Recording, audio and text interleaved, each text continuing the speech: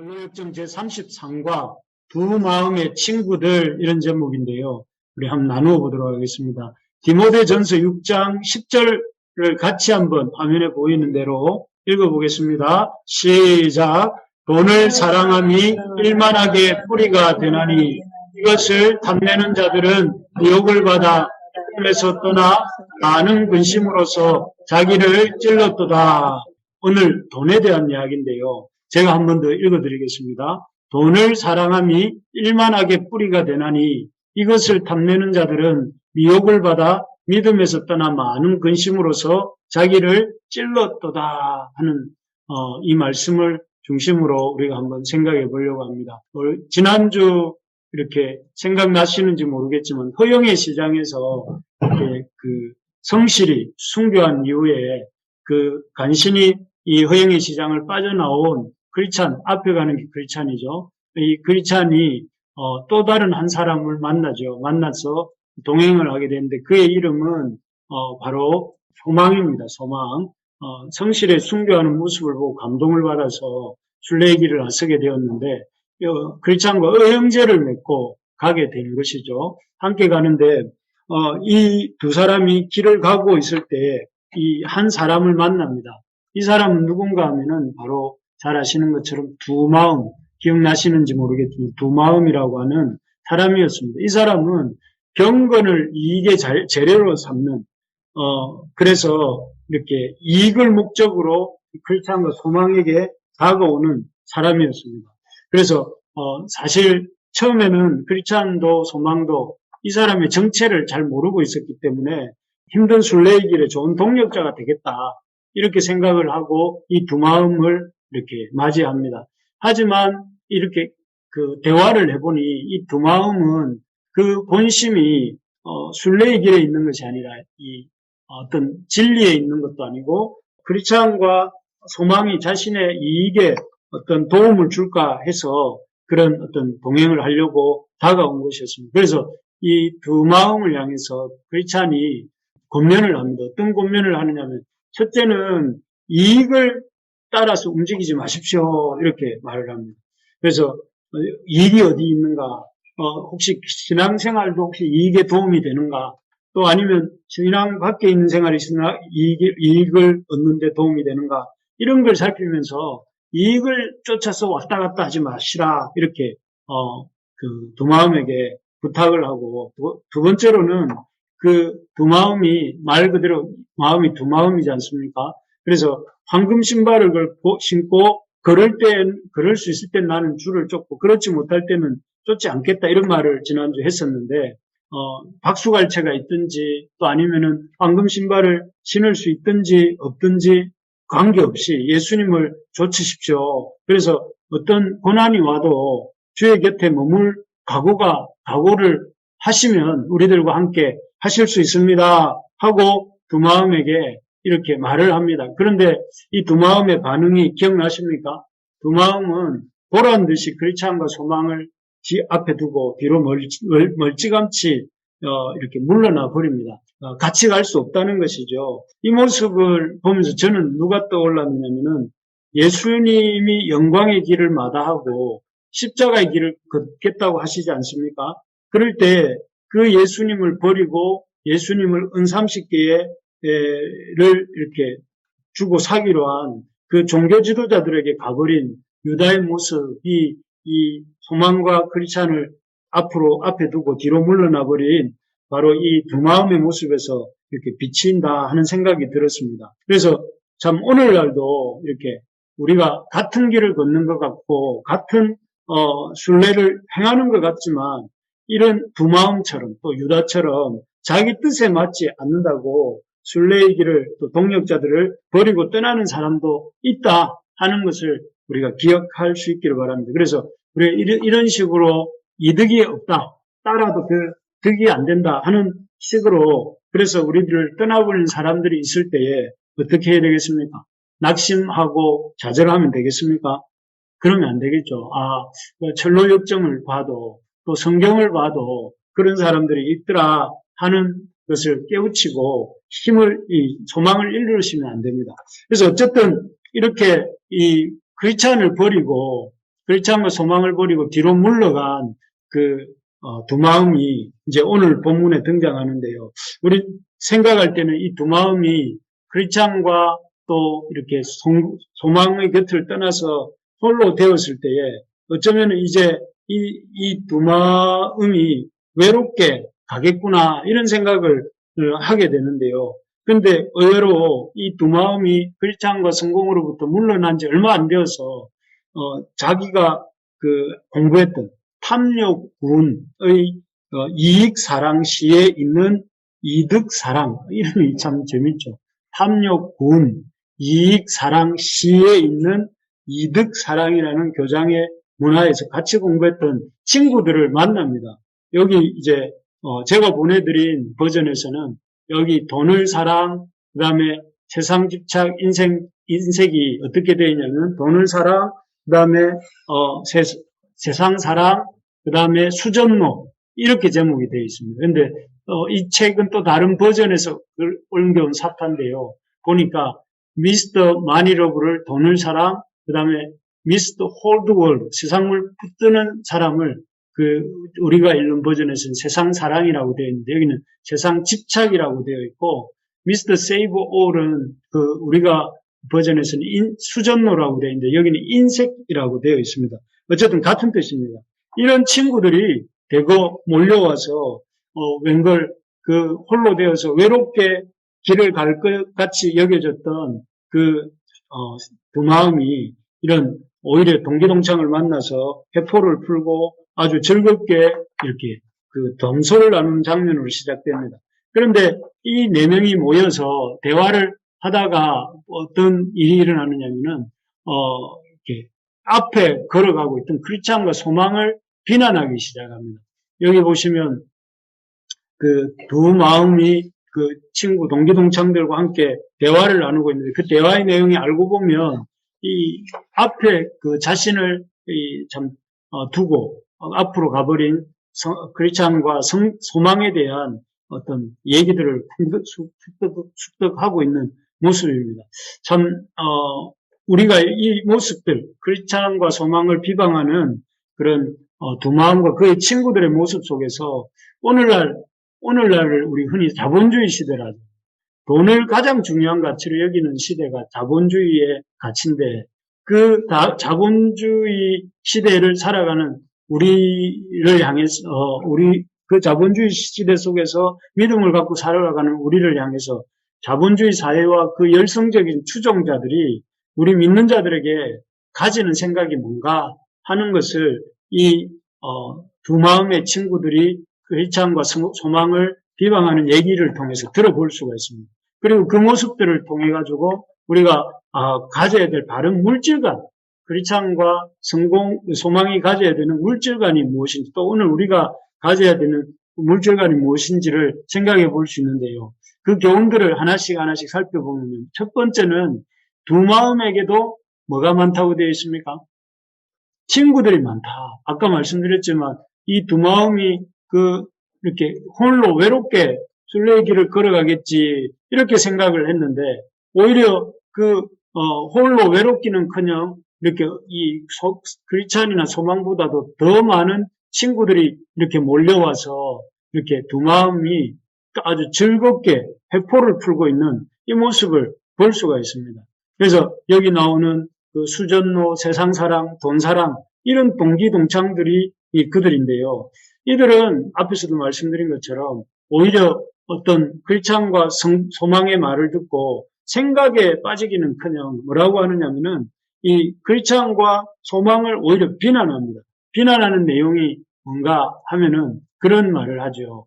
크리스찬과 소망을 어떻게 비난하느냐면은 굉장히 고집이 센 사람들이다. 크리스찬과 소망은 어떻게 보면 타협할 줄 모르는 세상과 타협할 줄 모르는 아주 고집이 센 사람. 우리 별로 안 좋아하잖아요. 고집 센 사람.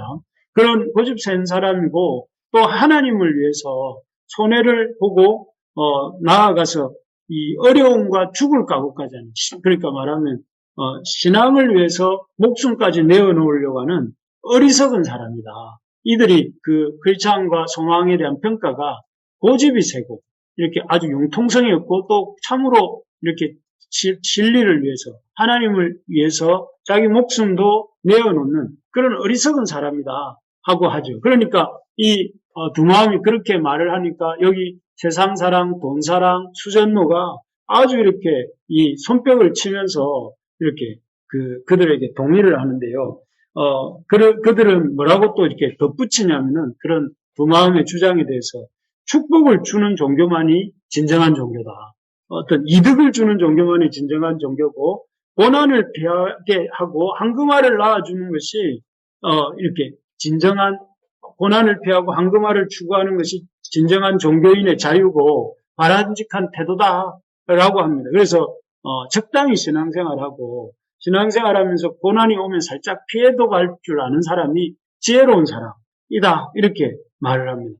여러분, 이런 말을 들어볼 때에 어떤 생각이 듭니까? 어디서 많이 들어본 말 같지 않습니까?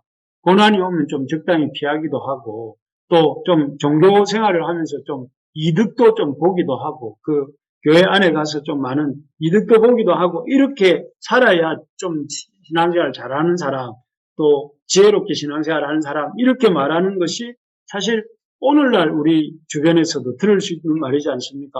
오늘날 세상 사람들이 이 수요 기도회에 이 좋은 주 한 주의 중간에 있는 수요일 저녁에 예배당에 앉아서 또 이 온라인에 앉아서 예배를 우직하게 드리고 있는 저와 여러분들 같은 사람들에게 하는 말이 뭔 말이냐면, 앞에서 말했던 것처럼 어리석은 사람이다. 참으로 어리석은, 일주일에 한 번만 예배를 드리면 되지. 또 아주 고집스러운 사람이다. 이렇게 말합니다. 그래서 어쨌든 오늘날이나 또 철로 역정이 쓰여지던 그 시대나 순례의 길을 걷는다고 하고 같이 신앙생활을 한다고 하면서 두 마음과 그의 친구들도 순례의 길을 걸어가고 있었거든요. 그러면서도 오히려 이렇게 크리스찬이나 소망과는 전혀 달리 그저 이렇게 그 경건이 이득이 되는 한 경건하게 살겠다 하는, 경건을 이익의 재료로만 생각하는 그런 사람들이 있다, 많이 있다, 다수다 하는 것을 보게 됩니다. 그래서 여러분, 오늘날도 그렇고 옛날에도 그렇고 예수님을 따라가는 그것으로 인해서 이렇게 손해보고 고난이 오는데도 주님 곁에 붙어있고 이렇게 하는 사람은 어리석고 고집센 사람이고 미련한 사람이다 하는 이런 소리들이 아주 작게 세미하게 들려오는 것이 아니라 아주 이렇게 막 웅성웅성 하면서 들려온다 하는 것이죠. 그럴 때 어떻게 해야 되는가 하면, 이 소리야말로 예나 지금이나 우리를 순례의 길에서 이렇게 벗어나게 만들려고 하는 세상의 소리구나 하는 생각을 하면서 그 소리로부터 좀 이렇게 이 길을 막을 수 있는 우리가 되어야 되겠습니다. 그래서 여러분, 여기서 우리가 볼 수 있는 것은 두 마음과 함께하는 세력들이 많다, 지금도. 그래서 우리가 믿음으로 참 이렇게 경건을 이익의 재료로 생각하지 않고 살려고 할 때에 그 일이 참 어려운 길이고 좁은 길이다 하는 것들을 기억하셔야 됩니다. 두 번째로 보면 어떤 두 마음과 그의 친구들이 주는 교훈이 무엇인가 하면은 자기 기준으로 크리스찬을 회유하려 한다. 그래서 첫 번째는 두 마음의 이런 친구들이 많이 있다. 여기가 우리가 첫 번째 나눈 것이었다면, 두 번째로는 자기 기준으로 이 사람들은 그냥 가만히 자기들만 자기 길을 가는 게 아니라 자기 길을 가지 않고 진리를 따라 이렇게 길을 가려고 하는 크리스찬을 적극적으로 그 마음을 돌이키려고 회유하려고 한다 하는 것이죠. 그래서 이 사람들이 아주 이렇게 논리적으로 어떤 주장을 펼치는데, 돈사랑이라고 하는 사람이 아주 이렇게 적극적인 주도권을 가지고 마이크를 잡고 두 가지를 얘기합니다. 첫째는 인본주의 목사론과 또 하나는 축복 제일론이라는 두 가지 주장을 하는데요. 여기 이제 먼저 첫 번째 인본주의 목사론, 이건 뭔가?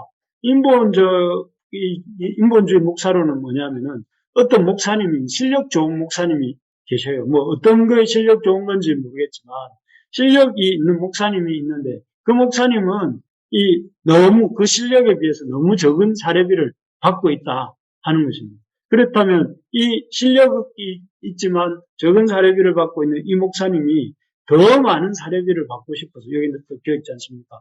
더 많은 사례비를 받기 위해서 더 열심히 성경을 연구하고 또 설교를 하고 때로는 그렇게 성경의 원리를 이렇게 원리를 포기하면서까지 사람들의 마음을 기쁘게 해주기 위해서 신도를 끌어모으기 위해서 이렇게 그런 성경의 원리들을 이렇게 바꾸어가면서까지 이렇게 애를 쓰는 그래서 그런 사역자가 목사가 있다 하는 것이 그런 목사가 있을 때 그런 목사들이 옳으냐 그러냐 돈사랑이 그렇게 묻습니다. 그러면 당연히 저나 여러분들의 생각은 그런 목사는 옳지 않다가 전작이에요.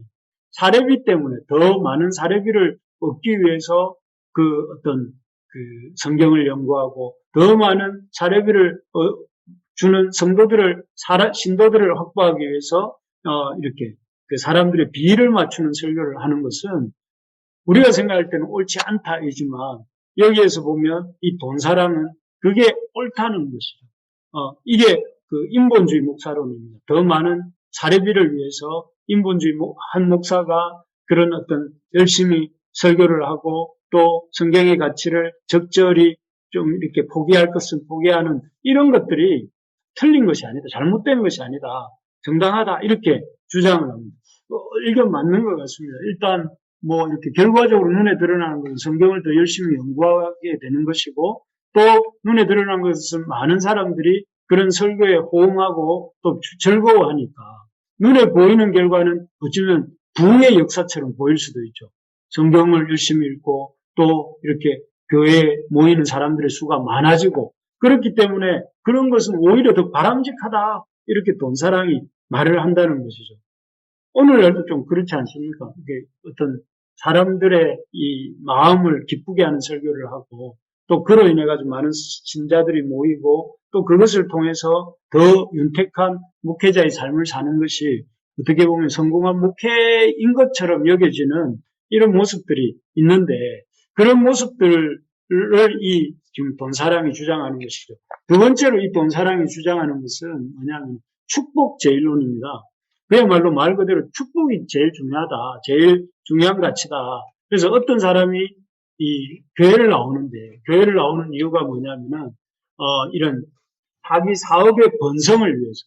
교회 나가면 뭐 인맥도 있고 또 교회 나가면 좋은 말도 듣고 하니까 정신적으로도 또 이렇게 어떤 경영의 지혜를 배울 수도 있고 그런 어떤 자기의 어떤 그 사업의 번성을 도모하기 위해서 교회를 나가는 사람이거나 또는 이 결혼을 하지 않은 어떤 남자나 여자가 부유한 여인을 만나거나 또는 부유한 남자를 만나기 위해서 이렇게 종교를 갖는 것은 우리가 생각해 볼 때는 그러면 안 된다 이렇게 생각할지 모르지만 여기에서 돈사랑은 아주 정당하고 합법적이다 하는 것입니다. 그래서 그 가치가 이 뭐냐면 복을 얻는 것이 제일 중요하고 교회를 나가는 목적도 복을 얻기 위해서 교회를 나가는 것이 옳고 정당하다 이렇게 주장을 한 것이죠. 그렇게 돈사랑이 그런 주장을 하니까 두마음이나 세상사랑이나 수전노가 아주 우레와 같은 박수로 옳소 돈사랑의 말에 100, 200% 내는 지지합니다 하고 이렇게 박수를 쳐줍니다. 그래서 결국 이 두 가지론의 공통점은 뭐냐면은 어떤 돈입니다. 돈.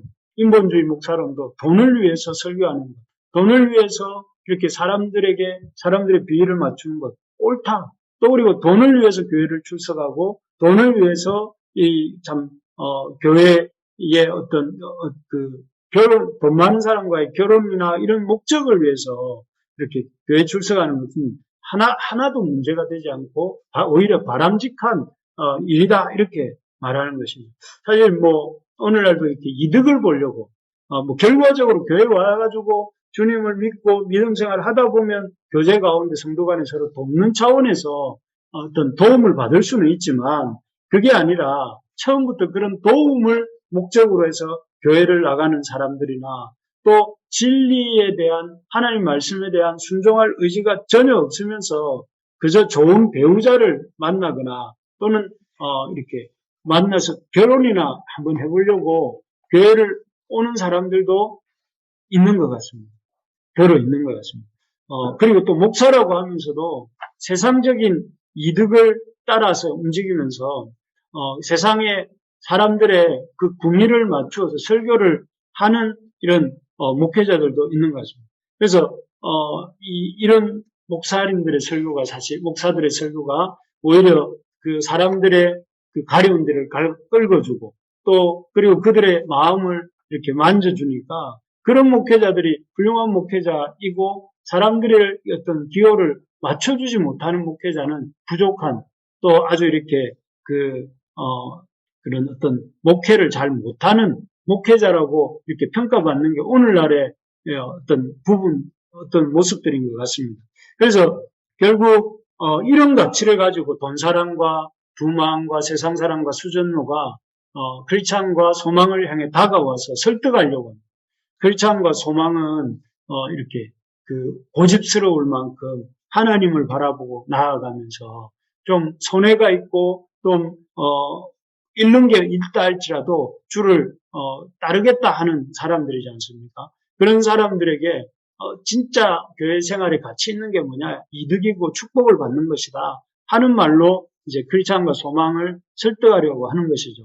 참 이런 모습들을 보면서 오늘날 끊임없이 우리가 참 성공이라는 이름으로 교회 안에도 또 번영이라는 이름으로 교회 안에도 우리를 이렇게 끊임없이 순례의 길을 벗어나도록 일탈을 하도록 하는 사람들이 많다 하는 것을 여러분 꼭 기억해야 됩니다. 그리고 그 말들이 정말 축복 제일론 또 그런 인본적 목사론 이런 것처럼 아주 논리적으로 우리에게 어떤 다가와서 그 주장을 펼치는 이런 세력들이 있다 하는 것을 기억해야 되겠습니다. 이런 돈사랑을 중심으로 한 그들의 어떤 이 설득과 이런 것들에 대해서 크리스찬과 소망이 어떻게 대응합니까? 크리스찬과 소망은 이렇게 그들의 말을 딱 한 번에 잠재우고 그들의 어떤 유혹을 끊어내는데요. 어떻게 했느냐면은 크리스찬이 재물을 쫓다가 망한 사람들의 목록을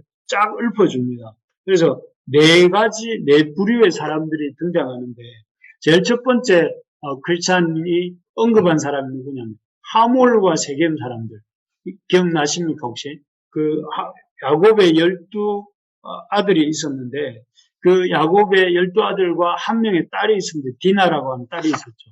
근데 디나의 그런 외모를 보고 하몰 추장과 이 세겜 사람들 하몰의 그 아들이 이렇게 반해서 하몰의 아들은 디나의 마음이 있었고 또 하몰과 세겜 사람들은 야곱이 가지고 있는 가축의 마음이 있어서 접근해 옵니다. 접근해 와서 어떻게 하면 너희 야곱과 그의 많은 재산을 이렇게 취할 수 있을까 하면서 어떤 사돈이 될 수 있는 방법을 야곱에게 묻지요. 야곱과 아들들에게 물었는데 답이 무엇이었냐면은 할례를 받을 것을 요구를 합니다. 할례를 받을 것을. 그래서 할례를 받고 이 사람들이 그런 어떤 사실은 할례를 받고 야곱과 사돈을 이룬 다음에는 야곱의 전 재산을 다 차지하고 야곱과 그의 자녀들은 다 일거에 제거해 버리려고 하는 게 이들의 어떤 속셈이었는데 그런데 그런 속셈이 이렇게 있었지만 오히려 그들이 하몰과 세겜 사람들이 야곱의 재산을 다 빼앗기는커녕 오히려 그들의 그런 욕심, 간악한 마음들은 이렇게 시므온과 레위가 오히려 그들이 할례를 받아서 고통하는 동안에 가서 다 죽여버리잖아요, 남자들을. 그러면서 결국 좀 우리 이 사건을 해석하는 방식이 전통적인 방식하고는 다르지만 어쨌든 요점은 그것입니다. 하몰과 세겜 사람들이 야곱과 그의 재물을 탐내어서 그들에게 사돈을 맺으려고 했지만 오히려 그들이 온 종족이 도륙되는 시몬과 레위가 그들을 죽이는 결과를 가져옵니다. 물론 시몬과 레위가 한 행동이 잘했다는 건 아니에요. 시몬과 레위가 한 행동이 잘했다는 것은 아니지만 결과적으로는 그런 하몰과 세겜 사람들의 욕망 추구는 비극으로 끝나고 말았다 하는 것입니다. 두 번째로 이렇게 크리스찬이 예를 드는 사건은 바리새인들입니다. 위선적인 바리새인. 누구보다 종교적인 것 같지만 그러나 종교적인 것 같은 바리새인은 그런 거룩과 경건을 이렇게 이 건건 뒤에 숨어서 과부들의 재산을, 가산을 이렇게 빼앗아가는 사람들이었다고 이렇게 여기 보면 마가복음 12장에 보면 그렇게 묘사되고 있습니다. 그래서 그런 이 바리새인들을 가리켜서 이렇게 예수님께서는 그런 종교라는 가면 뒤에 숨어서 오히려 가난하고 힘없는 자들의 재산을 이렇게 빼앗는 그 바리새인들의 이렇게 화 있을 진짜 하시면서 저주하시는 모습을 볼 수가 있는데, 어떻게 보면 종교를 이용하여서, 경건을 이용하여서 자신의 이익을 챙기는 그들을 향해서 하나님이 오히려 큰 심판, 예수 그리스도를 통해서 정죄를 선언하시는 모습들을 얘기하시죠. 그래서 결국은 위선적인 바리새인들도 재물을 쫓으려고 하다가 오히려 하나님의 진노를, 저주를 받게 되는 모습을 이제 얘기를 하는 것입니다. 세 번째로는 그 크리스찬이 예를 든 사람이 돈을 사랑해서 은 30개 예수님을 팔아넘긴 유다입니다. 유다는 잘 아시는 것처럼 예수님이 이스라엘을 구원할 자라고 생각을 했는데, 예수님이 그 어떤 영광의 길을 가시지 아니하고 오히려 그런 고난의 길, 십자가의 길을 간다고 할 때 예수님을 이 종교 지도자들에게 은 30개 팔아넘기지 않습니까? 그래서 은 30개를 받고 자기가 그래도 그것보다 더 큰 것을 받지는 못했지만 은 30개로 인해서 좀 더 부유해졌다고 생각할 법도 한데 결말이 어떻게 됩니까? 그 은 30개로 인해서 너무 마음이 괴로워서 이렇게 제사장들 앞에 집어던지고 목숨을 끊게 되는 슬픈 사건이 벌어지지 않습니까? 결국은 그가 재물을 추구한 결과가 죽음이었다는, 비참한 죽음이었고 이런 것들이라는 것이죠. 그리고 마지막으로 등장하는 사람을 누구를 인용하면 사도행전 8장에 나오는 시몬이라고 하는, 마술사 시몬이라고 하는 사람입니다. 이도 그런 어떤 그 성령의 부흥케 하는 역사를 보고 마술사 시몬이 그런 성령을 돈 주고 살려고 하다가 결국 베드로 사도에게로부터 큰 정죄를 받고 이렇게 쫓겨나 그런 어떤 정죄를 받게 되는 이런 사건이 나옵니다. 이것을 통해서 이제 쭉 이 내부류의 사람들을 통해서 크리스찬은 한마디로 재물을 쫓다가 너희들 말처럼 돈 사랑이나 또 이렇게 두 마음이나 세상 사랑과 수전노처럼 이렇게 돈을 축복 제일론 하면서 축복을 추구하고 어떤 거룩한 것들을 이용해서 쫓아서라도 이렇게 부를 추구하려고 하는 그런 일은 결국은 망한다. 결국은 저주받는다. 결국은 하나님 앞에 이렇게 참 버림받는다 하는 것들을 이렇게 이 많은 말 필요 없이 성경에 나타난 예들을 딱 얘기를 해주니까 뒤에 참 보셔서 아시겠지만 마치 요나서 4장에 보면 이 참 투덜거리는 요나를 하나님이 이 많은 사람들을 그냥 죽도록 내버려두는 것이 옳단 말이냐? 박넝쿨 하나도 아끼는 요나야. 너는 그렇게 박넝쿨 하나도 아끼지만 나는 이 니느웨 성에 있는 11만이 넘는 그 니느웨 사람들을 아끼는 것이 옳지 아니하냐? 이렇게 물으시니까 요나가 입을 꽉 다물고 침묵하였듯이 오늘 이 본문에도 그 크리스찬의 이런 조목조목 성경에 나타난 그런 진리의 길을 버리고 경건을 이익의 재료로 삼았던 사람들의 비참한 결말에 대해서 얘기를 해주니까 이 네 명의 두 마음과 그의 동기동창들은 침묵하고 있다가 결국은 뒤로, 저만치 뒤로 쑥 물러가고 많은 것으로 이야기가 끝납니다. 그래서 여기서 우리가 한번 생각해 볼 수 있는 것이 하나님과 재물은 겸하여 섬길 수 없습니다. 하나님을 이용해서 하나님을 섬긴다고 순례의 길을 걸어간다고 겉으로 말은 하지만 실제로는 재물을 섬기고 있는 이 세상 사랑과 두 마음과 또 수전노와 돈사랑이 결코 하나님은 섬길 수는 없다 하는 것을 보여주는 것이죠. 우리가 생각해야 될 것이 이것입니다. 이걸 우리 황림 형제가 한번 읽어주십시오. 예, 물질이 이 지금 오늘 나왔던 돈 사랑을 포함해서 세상 사랑, 수전노, 두 마음의 공통점은 무엇이냐면 어떤 종교도, 진리도, 주님도 물질을 위해서 이렇게 놓을 수도 있고 따를 수도 있고 물질이 더 중요하다 이렇게 생각을 하는데 오늘 이 크리스찬과 성공을 소망을 통해서 주시는 메시지는 물질이 진리를 위해서 있어야지 진리가 물질을 위해서 있어서는 안 된다. 하는 말을 이렇게 주는 것입니다. 참 우리도 이 말을 가슴에 새겨야 되겠습니다. 하나님과 재물은 결코 겸하여 섬길 수 없습니다. 이것은 제 말이 아니고 예수님 말씀이죠. 하나님을 재물 얻는 수단으로, 경건을 재물 얻는 수단으로, 또 내가 믿음의 길을 걸어가는 것이 재물 얻는 수단으로 생각해서는 안 된다 하는 것이죠. 예수님을 따르는 것에 이득이 있느냐 없느냐를 이렇게 없느냐를 가지고 종교생활을 해야, 신앙생활을 해야 되느냐 말아야 되느냐 이 기준으로 삼아서는 안 된다는 것이죠. 오늘날 많은 사람들이 교회 나가면 무슨 이득이 있냐, 성경을 믿으면 무슨 이득이 있냐, 이렇게 네가 주일날 수요일날 예배 드리는 것이 예배 드리러 가서 시간을 드리는 것이 무슨 이득이 있냐 이걸로 계속 얘기해요. 무슨 이득이 있고 뭔가 얻는 게 있고 이렇게 얘기를 하는데 사실은 뭔가를 얻고 않고와 상관없이 우리가 하나님을 예배하는 것이 마땅한 거죠. 하나님 앞에 나와서 예배를 드리고 또 하나님 앞에 주의를 지킴으로 그 말씀을 순종하는 것이 그 자체가 이미 하나님이 기뻐하시는 것이고 우리가 예배드리는 이유라는 것이죠.